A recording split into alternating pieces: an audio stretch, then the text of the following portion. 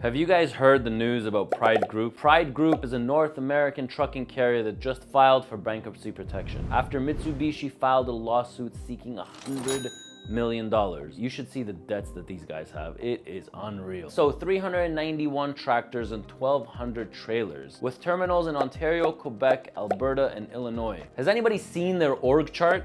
I mean, this is a web of companies. Companies owning leasing companies. The leasing companies owns land owns... You can't even solve this thing. It's quite the puzzle. And every single one of them are gonna get affected by this. Along with Mitsubishi, HC Capital, more than 20 other lenders have filed claims against Pride Group, totaling $637 million. These companies include Daimler Truck Financial Canada, Daimler US, Packer Financial, and Volvo Financial Services Canada. So in a statement from the vice president of Pride Group, until very recently, the Pride Group was highly profitable. Johal, vice president, said in his affidavit, the onset of the COVID-19 pandemic in 2020 disrupted the Pride Group's historical trajectory, initially causing unprecedented growth, but then ultimately leading to the Pride Group's inability to meet its financial obligations. This situation is not unique to the Pride Group and has affected the trucking and logistics industry as a whole.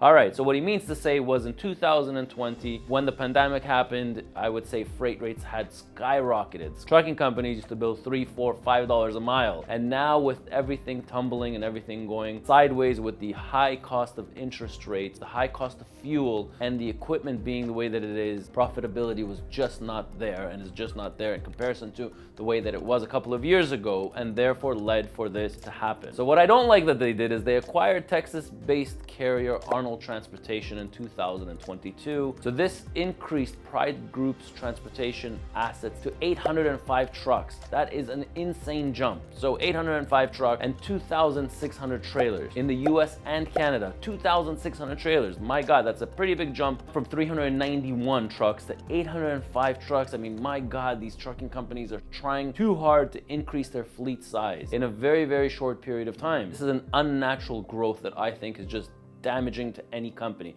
You can't go from 400 power units to 800 power units over the course of a couple of years. Well, in this situation over here, like I said, it's not just a trucking company. They have terminals, multiple terminals. They have a leasing arm. They have employees. They have drivers. They have owner-operators. They have terminal managers. They have forklift operators. You know, it's a big chain that is going under, that's going to have to restructure. Now, what happens in a restructure? Well, guess what? All these creditors are going to have to wait in line, legally wait in line.